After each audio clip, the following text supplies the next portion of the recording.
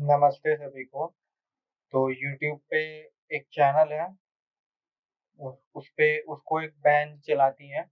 तो उन्होंने ज़ाकिर नाइक का खंडन करते हुए वेदों से मूर्ति पूजा सिद्ध करने का प्रयास किया।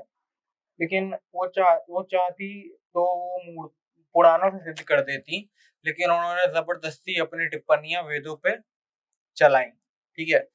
तो आज हम वेदों से उनका खंडन करेंगे। ठीक है? वेद, उपनिषद आदि शास्त्रों से। यजुर्वेद अध्याय 32 मंत्र 3 न तस्य प्रतिमास्ति यस्य नाम दश हिरण्यगर्भ इत्येष मम इत्येष यस्य नाम जाता इत्येष। इसमें क्या है? न तस्य पूर्ण, जो किसी प्रकार से कम नहीं, अज जो जन्म नहीं लेता, और निराकार जिसकी किसी प्रकार की मूर्ति नहीं, इत्यादि लक्षण युक्त जो परमेश्वर है, जिसकी आज्ञा का ठीक ठीक पालन और उत्तम कीर्तियों के हेतु जो सत्य भाषण आदि कर्म है उनका करना ही जिसका नाम स्मरण कहता है। हिरण्यगर्भ इत्येष, जो परमेश्वर तेज वाले सूर्य आदि लोगों की उत्पत्ति का कारण है, जिसकी प्रार्थना इस प्रकार की करनी होती है कि माँ देश, हे परमात्मा, हम लोगों की सब प्रकार से रक्षा कीजिए। कोई कहे कि इस निराकार सर्वव्यापक परमेश्वर की उपासना क्यों करनी चाहिए, तो उत्तर यह है कि यस्य नाम महदस्य, अर्थात जो परमेश्वर किसी माता पिता के संयोग से कभी ना उत्पन्न हुआ, ना होता और ना होगा, और ना वह कभी शरीर धारण करके बालक, जवान और वृद्ध होगा। न तस्य प्रतिमा अस्ति, उस परमेश्वर की प्रतिमा अथवा अर्थात नाप और साधक तथा प्रतिबिंब या सदृश, अर्थात जिसको तस्वीर कहते हैं, सो किसी प्रकार नहीं। यानी यहाँ पे कहा है कि प्रतिमा यानी मूर्ति हो, या उसके नाप का हो, या साधन, या मतलब उसके इक्वालिटी का कोई हो, या फिर उसका कोई तस्वीर या प्रतिबिंब ना हो, सो किसी प्रकार नहीं है। ठीक है?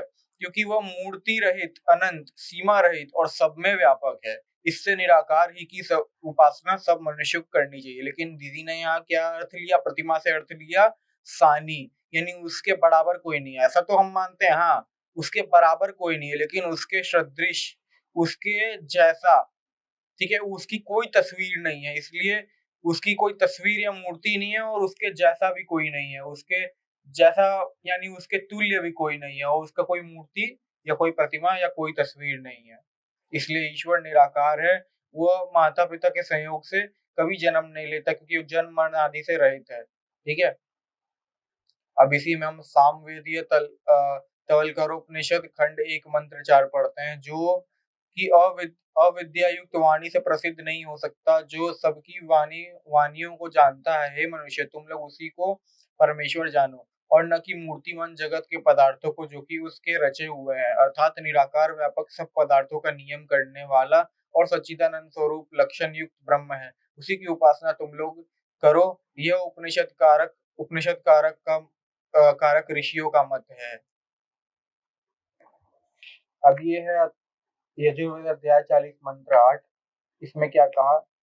तथा जो परमेश्वर सबको जानने वाला, सबके मन का साक्षी, सबके ऊपर विराजमान और अनंत आनंद अनादि स्वरूप है, जो अपनी अनादि स्वरूप प्रजा को अंतर्यामी रूप से और वेद के द्वारा सब व्यवहारों का उपदेश किया करता है, सो सब में व्यापक, अत्यंत पराक्रम वाला, सब प्रकार के शरीर से रहित, कटना और सब रोगों से रहित, नाड़ी आदि के बंधन से पृथक, सब दोषों से अलग, और सब पापों से न्यारा, इत्यादि लक्षण युक्त परमात्मा है। वही सबको उपासना की योग्य है। ऐसा ही सब को मानना चाहिए, क्योंकि इस मंत्र से भी शरीर धारण करके जन्म मरण होना इत्यादि बातों का निषेध परमेश्वर विषय में पाया ही गया। इससे इसकी पत्थर आदि की मूर्ति बना के पूजना किसी प्रमाण व युक्ति से सिद्ध नहीं हो सकता। अब यजुर्वेद अध्याय 32 मंत्र 3 का यही भाष्य यानी व्याख्या आता है। श्वेतशुत्र उपनिषद अध्याय 4 मंत्र 19 में नयनमुद्रण तिर्यंचन मध्ये परि जग जग्रमत न तस्य प्रतिमास्ति यस्य नाम महदस्य। शब्दार्थ: कोई भी इस ब्रह्म को न ऊपर से और न तिरछे से और न मध्य से पकड़ सकता है। उस ब्रह्म की कोई प्रतिमा, मूर्ति अथवा आकृति नहीं है। जिस ब्रह्म का नाम स्मरण उपासना ही महदस्य, महान, बड़े यश कीर्ति का करने हारा है। ठीक है? तो ये सही व्याख्या पढ़नी चाहिए। उन्होंने सही व्याख्या कब पढ़ी नहीं, उन्होंने अपने मन से वहां पे शंकर भाष्य निकाल के दिखा दिया। अरे भैया, शंकर भाष्य में क्या क्या चीजें हैं वो मैं आगे दिखाऊंगा तो आप सन्न रह जाएंगे। अब देखिए, ब्रह्म सूत्र अध्याय 2 पद 2 सूत्र नंबर 40, कर्ण वच्चन भोगा दिव्य।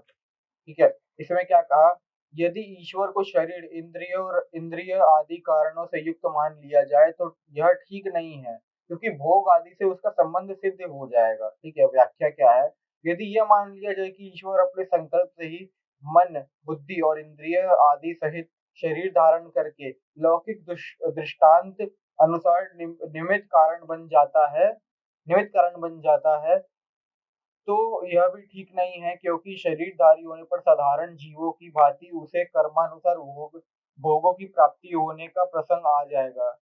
उस दशा में उसकी ईश्वरता ही सिद्ध नहीं होगी। ठीक है, अब देखो बात ऐसी है, हम एक सिद्धांत पकड़ के चलते हैं। दीदी क्या करती है, दीदी इनके जैसे लोग क्या करते हैं, पौराणिक लोग अपने हिसाब से ईश्वर का जो गुण है वो व्याख्या करने लग जाते हैं और कहते हैं कि ये तो आगम शास्त्र में लिखा है, आगम आदि ये सब श्रुति शास्त्र में लिखा है। लेकिन असल में ऐसा कुछ नहीं होता है। ये अपने मन से इनडायरेक्टली ईश्वर से अपने आप को बड़ा सिद्ध करने का प्रयास करने लग जाते हैं। इनडायरेक्टली इनको पता नहीं होता है कि असल में ये क्या कर रहे हैं। ठीक है, इनको अपने अपराध का मतलब पता नहीं होता, कैसा अपराध कर रहे हैं। जब वेद में ईश्वर ने अपने गुण, स्वाभाविक गुणों की व्याख्या कर दी, बता दी अपने स्वाभाविक गुण, तो भैया तुम कौन होते हो अपने हिसाब से उसको बदलने वाले, अपने हिसाब से व्याख्या करने वाले। ऐसे तो तुम भाई ईश्वर ईश्वर से ही बड़े सिद्ध कर रहे हो अपने आप को, है। तो ये यजुर्वेद अध्याय 40 मंत्र 8 पढ़िए, इसमें क्या लिखा, भावार्थ, हे मनुष्य, जो अनंत शक्ति युक्त, अजन्मा, निरंतर, सदा मुक्त, न्यायकारी, निर्मल, सर्वज्ञ, सबका साक्षी, नियंत, अनादि स्वरूप ब्रह्म कल्प के आरंभ में जीवों को अपने कहे वेदों से शब्द अर्थ और उनके संबंध को जानने वाली विद्या का उपदेश न करे तो कोई विद्वान न होवे, और न धर्म, अर्थ, काम और मोक्ष के फलों को भोगने को सामर्थ्य हो। इसलिए इसी ब्रह्म की सदैव उपासना करो। तो यहाँ पे ईश्वर का गुण, कर्म, स्वभाव बता दिया, गुण स्वभाव बता दिया। ठीक है, अब दीदी ने वेदों से ये सरक छाप सायन भाष्य जो है, साइनाइड भाष्य, इसका ही मैं आगे पोल खोलूंगा। पहले मैं ये दिखा दूं, इन दीदी ने सायन भाष्य से, ऋग्वेद के सायन भाष्य से जगन्नाथ पुरी को दर्शाने का प्रयास किया। अरे सर, हम क्या कहें आपको, जगन्नाथ पुरी जो है वो खुद 11वें 12वें एडी सेंचुरी एडी का है। ठीक है, और वेद तो सृष्टि के आरंभ में आए, तो आप ये कैसे कह सकते हैं आपने अचानक से ये बना दिया।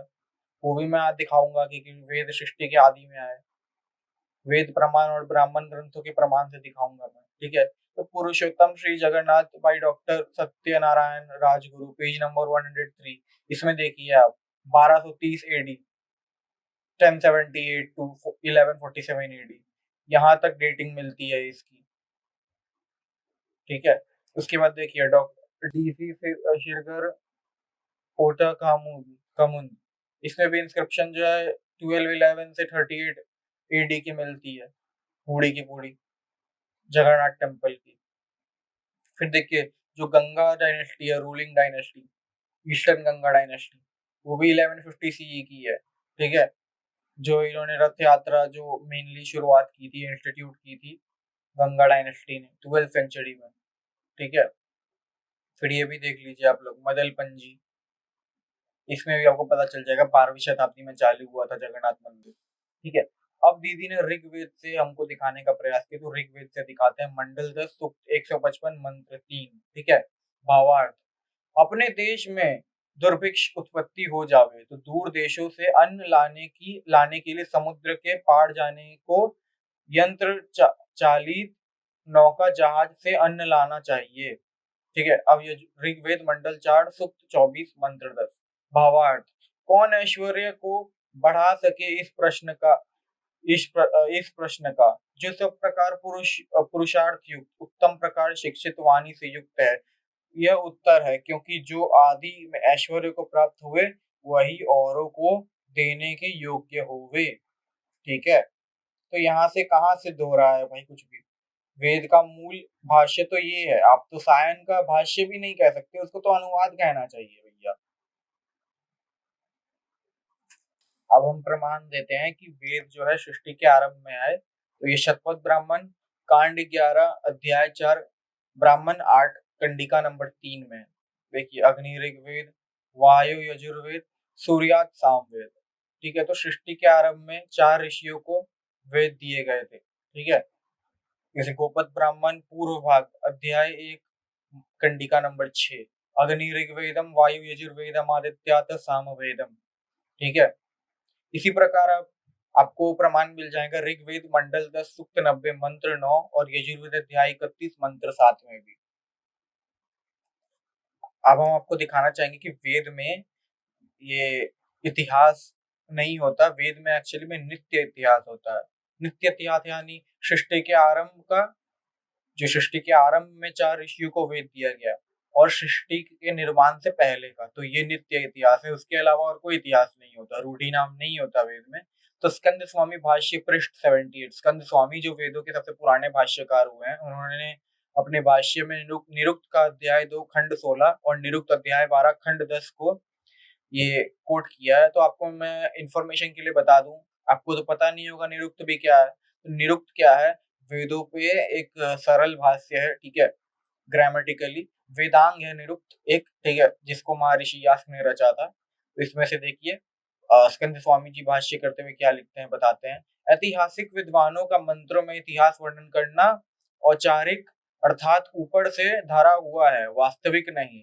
अतएव वह मान्य नहीं हो सकता, क्योंकि वेद में नित्यत्व से विरोध पड़ता है। वेद नित्य है, अचो रूपे है, अच्छा अपौरुषीय है, उसमें इतिहास का क्या संबंध। अतएव वस्तु रूप से तो नित्य पक्षी है, यही निरुक्तों का सिद्धांत है। अब महाभाष्य का भी प्रमाण देते हुए कहते हैं यहाँ पे, महाभाष्य अध्याय 3 पद 3 सूत्र नंबर 1 से 3 आप देख लीजिएगा, कुछ संस्करणों में आगे पीछे होता है, तो हम बता देते हैं पहले।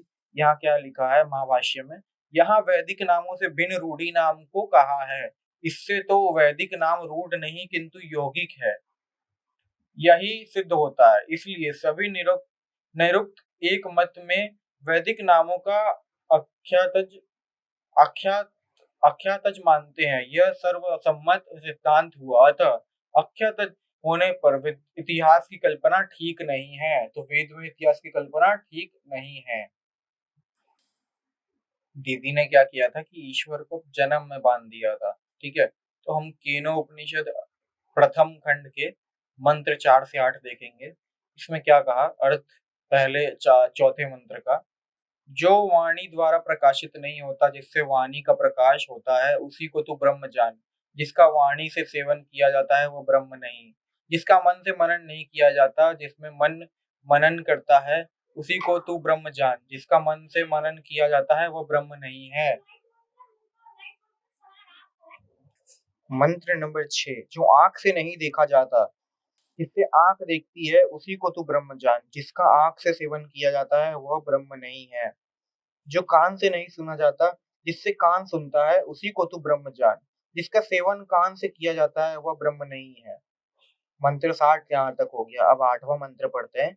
जो प्राण से प्राण के व्यापार में नहीं आता, जिससे प्राण अपना व्यापार करता है, उसी को तू ब्रह्म जान। जो प्राण के व्यापार में जाता आता है वह ब्रह्म नहीं है।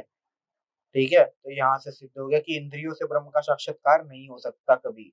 ईश्वर निराकार है। केनोपनिषद से सिद्ध कर दिया कि ईश्वर कभी जन्म नहीं ले सकता, वो साक्षात्कार उसका इंद्रियों से नहीं हो सकता, वो निराकार है। अब देखिए मूर्ति पूजा का यहाँ पे हम बताते हैं। ये है आपका मैत्रेय उपनिषद का अध्याय 2 मंत्र नंबर 26। इसमें क्या कहा, प्रशस्त खंड स्वर्ण अथवा मिट्टी द्वारा निर्मित मूर्तियों की पूजा मोक्ष की इच्छा वाले को पुनः जन्म एवं भोग प्राप्त कराने वाली होती है। तो मोक्ष की इच्छा वाले को पुनः जन्म एवं भोग प्राप्त कराने वाली होती है। इस कारण पुनः जन्म न ग्रहण करना पड़े, इस उद्देश्य से सन्यासी को इस प्रकार ब्रह्म बाध्य जगत की पूजा का परित्याग करके हृदय में ही आत्मा की पूजा करनी चाहिए। अब मुंडक उपनिषद से देखिए, मुंडक उपनिषद मुंडक 1 खंड 1 मंत्र नंबर 6। वह जो अतिशय, आग्रह, अगोत्र, अवर्ण और चक्षुषोतविहीन है। इसी प्रकार अपान आदि अपाणिपाद नित्य विभु स्वर्गत स्वर्गत अत्यंत सूक्ष्म और अव्यय है तथा जो संपूर्ण भूतों का कारण है उसे विवेकी लोग सब ओर से देखते हैं। ठीक है, तो मुंडक उपनिषद मुंडक 2 खंड 1 मंत्र 2 भी देखिए। निश्चय ही दिव्य अमूर्त, अमूर्त देखिए यहाँ पे अमूर्त शब्द आया है, पुरुष बाहर भीतर विद्यमान अजन्मा, अजन्मा, अप्राण, मनोहीन, विशुद्ध एवं कार्य वर्ग की उपेक्षा श्रेष्ठ अक्षर अव्यकृत प्रकृति से भी उत्कृष्ट है। दीदी ने हमको कहा था कि सामवेद में ये आया है, लेकिन असल में सामवेद में नहीं, इनको तो ये भी नहीं पता कि सामवेद का ये वेदों के ब्राह्मण ग्रंथ भी होते हैं। ठीक है, तो ये सामवेद का उन्होंने षष्ठविंश ब्राह्मण से दिखाया था, अध्याय 6 का खंड 10 कंडिका नंबर 1 से 2 में दिखाया था उन्होंने। तो यहाँ पे सायन का ये आप देख सकते हैं, स्वप्न स्वप्नावस्थाय तथास्य गोचरे भवति। ठीक है, तो ये यहाँ पे स्वप्न में ये देखा जा रहा है। ठीक है, तो इसका हम हिंदी व्याख्या पढ़ते हैं सायन से। ठीक है, अब जो कि कोई पुरुष के यहाँ पर ज्ञान अवागमान के साधन गधे भैंसे आदि आरोग्य हो जाते हैं। स्वप्न की अवस्था में यह दिखाई देते हैं देवता के गृह देव मंदिर कांपने लगते हैं, बिना कारण से चलने लगते हैं, देवताओं की प्रतिमाएं हंसने रोने आंसू निकालने गायन करने नाचने शरीरों को विक्षेप करती फटने लगती हैं, उन्हें पसीना आने लगता है, टूट जाती हैं, आंखों को खोलने एवं बंद करने लगती हैं, नदियां उल्टी चलने लगती हैं, आदित्य के में कदम्ब दिखाई देता है। तो ये सब जो है ये स्वप्न की अवस्था में। अब स्वप्न में जो भी हम देखते हैं वह सत्य नहीं अथवा सत्य नहीं होता, परंतु मिथ्या जरूर होता है। तो इनका मूर्ति पूजा भी मिथ्या प्लस इनकी प्रतिमाएं भी मिथ्या, यहाँ से सिद्ध हो गया। तो षष्ठवंश ब्राह्मण से इन्होंने आक्षेप लगाया था, उसका भी खंडन हो गया यहाँ पे। अब दीदी ने हमको दिखाया था ऋग्वेद मंडल 1 सूक्त 21 मंत्र नंबर 2 भावार्थ। कोई भी मनुष्य अभ्यास के बिना वायु और अग्नि के गुणों को जानने व उनसे उपकार लेने को समर्थ नहीं हो सकते। तो दीदी तो यहाँ पे मूर्ति पूजा दिखाने का प्रयास कर रही थी, इनको लगता है कि ये नॉर्मल डिक्शनरी से वेदों का अर्थ निकाल लेंगी, लेकिन इनको नहीं पता कि वेदों के अर्थ महाभाष्य अष्टाध्यायी निरुक्त छंद शास्त्र छंद शास्त्र शिक्षा शास्त्र आदि से निकाले जाते हैं, ना कि डिक्शनरी से कोश आदि से निकाले जाते हैं, धातुपात कोश गुना आदि कोश आदि से निकाले जाते हैं, ना कि ये आपके डिक्शनरी से। ठीक है, तो ये अथर्ववेद कांड 20 सूक्त 92 मंत्र 5, इसमें क्या कहा है भावार्थ। मनुष्य को चाहिए कि वे अपने अपने पुत्र पुत्रियों सहित प्रत्येक क्षण में प्रत्येक पदार्थ में प्रत्येक कर्म में परमात्मा की शक्ति को निहार कर आत्मा की उन्नति करे। ठीक है, तो ऐसा समझना चाहिए हमको। लेकिन दीदी को क्या करना है, सायन भाष्य पढ़ना है, सरक्षा भाष्य, और उसमें से मूर्ति निकालना है, जबरदस्ती पत्थर निकालना है अपने मन से। है जो नॉर्मल प्रजा है वो तो मूर्ख है, तो दीदी को अचर्त शब्द का मतलब तो निकालना है उसमें से डिक्शनरी में से। क्या बताएं इनको भैया, इनके लिए इन जैसे लोगों के लिए हम दिखाते हैं अथर्ववेद कांड 3 वर्ग 10 मंत्र 3। इसको महर्षि दयानंद ने कोट किया है ऋग्वेद आदि भाष्य भूमिका में। तो वो अलग अलग प्रकार से कोट करते थे, वर्ग कभी सुक्त कभी अनुवाक, ऐसे ऐसे कोट किया करते थे। तो ऐसे हम दिखा देते हैं। ठीक है, तो अथर्ववेद का हम लोग पढ़ते हैं। पहले विद्वान लोग संवत्सर की जिस क्षण आदि काल में विभाग करने वाली रात्रि की उपासना करते हैं, हम लोग भी उसी का सेवन करें। जो एक वर्ष की 360 रात्रि होती है, इतनी रात्रियों के से संवत्सर का परिमाण किया है, इसलिए यह रात्रियों की भी प्रतिमा संज्ञा है।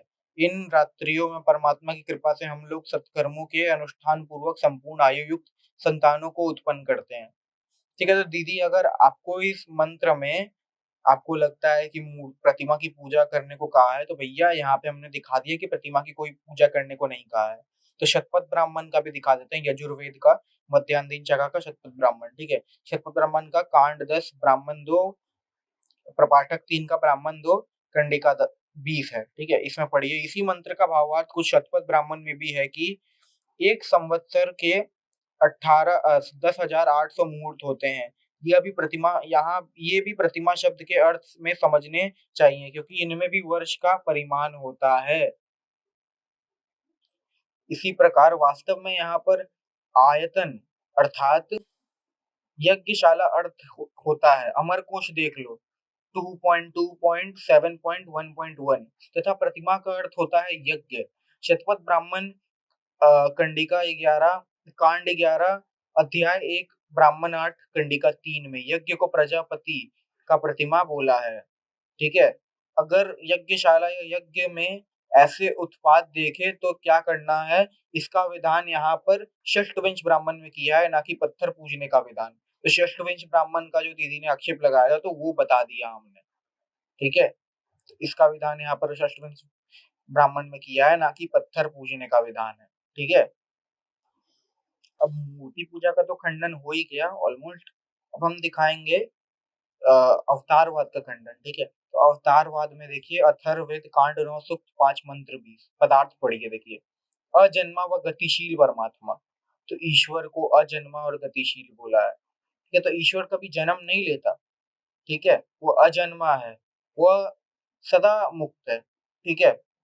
तो यहाँ पे भावार्थ देखिए अनादि अनादि अनंत परमेश्वर सृष्टि का कर्ता सर्वनियंता और सर्वव्यापक है। तो यहाँ पे सर्वव्यापक शब्द यहाँ पे पकड़ के रखिएगा, इसका भी हम आगे व्याख्या बताएंगे पूरा, ठीक है। फिर ऋग्वेद मंडल 7 सूक्त 35 मंत्र 13, इसमें भी क्या कहा है, भावार्थ हे अध्यापक और उपदेशकों, तुम लोग हम लोगों को जन्म आदि दोष रहित ईश्वर मेघ समुद्र और नौका की विद्या का ग्रहण कराइए, जिससे हम लोग सबके रक्षक हो। तो यहाँ पे ईश्वर को जन्म आदि रहित दोष रहित ईश्वर बोला है, ठीक है। तो ये तो सही बात है कि जन्म लेगा तो ईश्वर तो दोष में बंध जाएगा, कर्म फल के दोष में बंध जाएगा। तो जन्म आदि से रहित तो दोष से भी रहित, इसलिए ईश्वर जो है वो नित्य है, ठीक है। अब योग दर्शन समाधि पाद सूत्र 26, इसमें साफ साफ प्रमाण देखिए कि ईश्वर की कभी मृत्यु नहीं होती, ठीक है। काल के द्वारा मृत्यु को प्राप्त नहीं होता, वो काल के वश में नहीं है बल्कि काल उसके वश में है। ईश्वर त्रिकालदर्शी है, इसलिए वो त्रयंबक है, उसको त्रयंबक बोला गया है, ना कि तीन आंखें होने से जो आप लोग अर्थ लेते हैं। महाभारत में साफ साफ लिखा हुआ है, महाभारत का द्रोण पर्व अध्याय 203 श्लोक नंबर 128 पढ़ लीजिएगा, उसमें साफ साफ लिखा हुआ है कि त्रयंबक यानी त्रिकालदर्शी, ठीक है। तो सूत्रार्थ क्या है, वह ईश्वर भूत भविष्य वर्तमान में उत्पन्न होने वाले सब गुरुओं का गुरु विद्या देने वाला है, काल के द्वारा मृत्यु को प्राप्त न होने से, ठीक है। अब इनके आचार्यों ने क्या माना है वो देखेंगे हम, ठीक है। ब्रह्म सूत्र पद अध्याय 4 पद 1 सूत्र नंबर 4 का श्री भाष्य है, यानी रामानुजाचार्य का भाष्य है ये। इसमें क्या कहते हैं, वो प्रतीकों उपासना में प्रतीक ही उपास्य होता है, ब्रह्म नहीं होता। प्रतीक यानी मूर्ति शिवलिंग आदि जो भी हो उसमें प्रतीक ही उपास्य होता है, ब्रह्म नहीं होता, ठीक है। फिर ये देखिए आदि शंकराचार्य का भाष्य है इस पे सूत्र पे, ब्रह्म सूत्र अध्याय 4 पद 1 सूत्र नंबर 4, न प्रतीके न हिस्सा। सूत्रार्थ है प्रतीकों में आत्म बुद्धि नहीं होनी चाहिए, क्योंकि उपासकों की व्यस्त प्रतीकों का आत्म रूप से आकलन नहीं करना चाहिए। तो ये आपके आचार्यों का मत है भैया, हमारा नहीं। हमारा भी है सेम, लेकिन ये आपके आचार्यों का मत है, ठीक है। तो ये श्रीमद् भागवतम से भी देख लीजिए, श्रीमद् भागवतम अध्याय 10 स्कंद 84 श्लोक नंबर 13 है, ठीक है। इसमें क्या कहा, महात्माओं और सभासदों, जो मनुष्य वात पित्त और कफ इन तीन धातुओं से बने सब तुल्य शरीर को ही आत्मा अपना, मैं स्त्री पुत्र आदि को ही अपना और मिट्टी पत्थर काष्ठ आदि पार्थिव विकारों की ही इष्ट देव विकारों को ही इष्ट देव मानते हैं, तथा जो केवल जल को ही तीर्थ समझता है, ज्ञानी महापुरुषों को नहीं, वह मनुष्य होने पर भी पशुओं में भी नीच गधा ही है। तो ये तो आपके श्रीमद् भागवतम में लिखा है भैया, हम तो मानते नहीं है इसको, लेकिन आपके श्रीमद् भागवतम में लिखा है, ठीक है। अब जिस प्रकार आप आदि शंकराचार्य का उपनिषद भाष्य मानते हैं, तो आपको तो ये भी मानना चाहिए ना, बृहदारण्यक उपनिषद का अध्याय 6 ब्राह्मण 4 कंडिका 7 का शंकर भाष्य में देखिए क्या लिख रहा है, आदि शंकराचार्य। ये देखिए यहाँ पे येलो मार्क में देखिए, गृहस्थ शास्त्र में, गृह शास्त्र में निपुण होना ही पुत्री का पांडित्य है, क्योंकि वेद में उसका अधिकार नहीं है। अब आपको तो वेद से ही विहीन कर दिया आपके आदि शंकराचार्य ने, क्या कहिएगा इस पे, हैं? इवन देखिए आपके मत्स्य पुराण में क्या लिखा है, मत्स्य पुराण अध्याय 154 श्लोक नंबर 148 से 156 में क्या लिखा है, स्त्री जाति स्वभाव से दयनीय और दीनता पूर्वक बोलने वाली होती है, इसलिए ब्रह्मा ने उन स्त्रियों को शास्त्र लोचन की शक्ति नहीं दी है। तो भैया ये तो आपके पुराणों में लिखा है भैया। फिर देखिए ब्रह्म पुराण और नारद पुराण का, इसमें भी कहा है कि स्त्री को वेद पढ़ने का अधिकार नहीं है। देख लीजिए, ये मैं दिखा रहा हूँ। फिर आप ये ब्रह्मांड पुराण और लिंग पुराण का भी देख लीजिए, विद रेफरेंस है भैया, आप चेक कर लीजिएगा, ठीक है। अब आप लोग आचार्य सायन का भाष्य मानते हैं, ठीक है, ठीक है। अब ये भाष्य कहने लायक तो नहीं है, इसको अनुवाद ही कहेंगे, वो भी गलत अनुवाद, कि बहुत सारे मंत्रों का उल्टा अर्थ किया है सायन ने। जैसे देखिए सायन का ऋग्वेद का मंडल 1 सूक्त 164 मंत्र नंबर 46 का जो अर्थ बिगाड़ा है इन्होंने, बुद्धिमान लोग उस आदित्य को ही इंद्र, मित्र, वरुण और अग्नि का कहते हैं। वह सुंदर पंखों और शोभन गति वाला है। एक होने पर भी ये विद्वानों द्वारा अग्नि, यम, मातृक्ष आदि अनेक नामों से पुकारे जाते हैं। तो यहाँ पे क्या किया इन्होंने, है इंद्र को यहाँ पे इन्होंने क्या किया, विशेष्य बना दिया, और मित्र, वरुण और अग्नि को यहाँ पे इन्होंने विशेषण ठहरा दिया। ये गलत भाष्य किया बड़ा इन्होंने, ठीक है। और आदित्य वाला शब्द जो है उसको, उसके साथ भी इन्होंने दो विशेष्य कर दिए, बाकियों को इन्होंने विशेषण बना दिया, ठीक है। तो ये गलत भाष्य किया, जबकि यहाँ पे मित्र, मित्र यहाँ पे अग्नि शब्द जो है वो यहाँ पे विशेष्य होना चाहिए, और बाकी जो इंद्र आदि शब्द है, इंद्र, मित्र, वरुण, आदित्य आदि शब्द हैं, ये यहाँ पे होने चाहिए आपके विशेषण, ठीक है। तो निरुक्त में एक शब्द भी आता है ईमेवा अग्नि, ठीक है। तो यहाँ पे कहा है कि अग्नि का, अग्नि जो है वो विशेष्य है इस मंत्र में। तो ये तो इतना उल्टा अर्थ किया आपके सायन में। फिर आपके सायन देखिए क्या करते हैं इसमें, सायन भाष्य का ऋग्वेद मंडल 10 सूक्त 86 मंत्र 15, इसमें क्या कहा है, इंद्राणी ने कहा, हे इंद्र, तीखे सिंगों वाला बैल जिस प्रकार गर्जन करता हुआ गायों में रमन करता है, उसी प्रकार तुम मेरे साथ रमन करो। दीर्घ मंथन का शब्द तुम्हारे लिए कल्याणकारी हो, प्रेम की अभिलाषिनी इंद्राणी का सोमरस नीचे उड़ना तुम्हारा कल्याण करे, इंद्र सबसे श्रेष्ठ है। भैया ये तो पूरा पोप लीला कर दिया आपके सायन में, आपके ही भाष्य में, बताइए। ये देखिए, ये मेटाफोर देखिए आपके भाष्य का, ऋग्वेद मंडल 3 सूक्त 33 मंत्र 9 से 11 का सायन भाष्य देख लीजिए। फिर देख लीजिए, ये देख लीजिए, हजार लिंगों वाला इंद्र, ये तो साकार ईश्वर है आपका, देख लीजिए आपका साकार ईश्वर, हजार लिंग है उसके, हजार शेपो लिंगों वाला, ऋग्वेद मंडल 6 सूक्त 46 मंत्र नंबर 3 का सायन भाष्य। फिर देखिए वीर स्खलित हो गया, इंद्र और मित्र और वरुण का, ऋग्वेद मंडल 7 सूक्त 33 मंत्र 11 का सायन भाष्य। फिर ये बहन प्रेमी का देख लीजिए, ऋग्वेद मंडल 6 सूक्त 55 मंत्र 4 का सायन भाष्य। फिर ये देखिए इतना सारा, मतलब सायन ने यहाँ पे इतना ज्यादा बलि प्रथा मान रखा है अपने भाष्य में।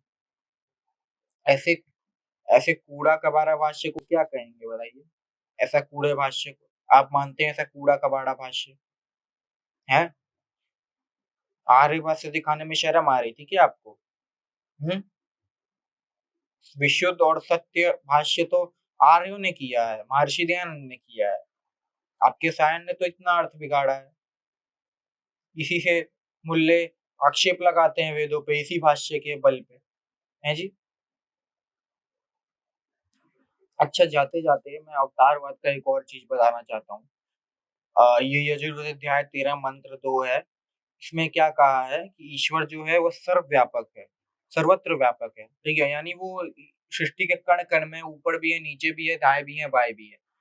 तो आप लोगों के अवतार कॉन्सेप्ट क्या है, ईश्वर का जन्म लेना और ऊपर से नीचे उतरना, ठीक है। ये अवतार का कॉन्सेप्ट है मेन, जो वेद के सिद्धांत के विरुद्ध है, ठीक है।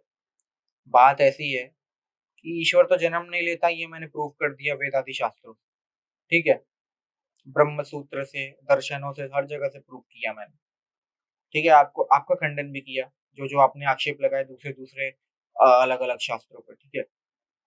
तो बात ऐसी है, एक जन्म आदि का मैंने खंडन कर दिया, दूसरा ये सर्वत्र व्यापक है, ठीक है। तो सर्वत्र व्यापक है, जब ईश्वर ऊपर कभी चढ़ा ही नहीं तो नीचे कैसे आ गया? मतलब एक जगह से एब्सेंस और दूसरे जगह पे प्रेजेंट, ये तो भैया लिमिटेशन हो गया, जो लिमिटेड हो गया आपका ईश्वर एक जगह पे, है जी? एक जगह से दूसरे जगह पे चला गया, जबकि वो कण-कण में है, हर जगह है, ऊपर भी है, नीचे भी है। तो ऊपर-नीचे, दाएँ-बाएँ होने के लिए निराकार तो होना पड़ेगा, आकार हो जाएगा तब तो वो एक जगह पे एब्सेंट और एक जगह पे प्रेजेंट हो जाएगा, जन्म लेने से। और उसको तो माता-पिता के संयोग की आवश्यकता पड़ेगी, तो डिपेंडेंट हो जाएगा। इस ऐसे में तो उसकी तो ईश्वरता ही खत्म हो जाएगी, हैं? ये भी समझना चाहिए ना आपको। और यजुर्वेद अध्याय 40 मंत्र 8 में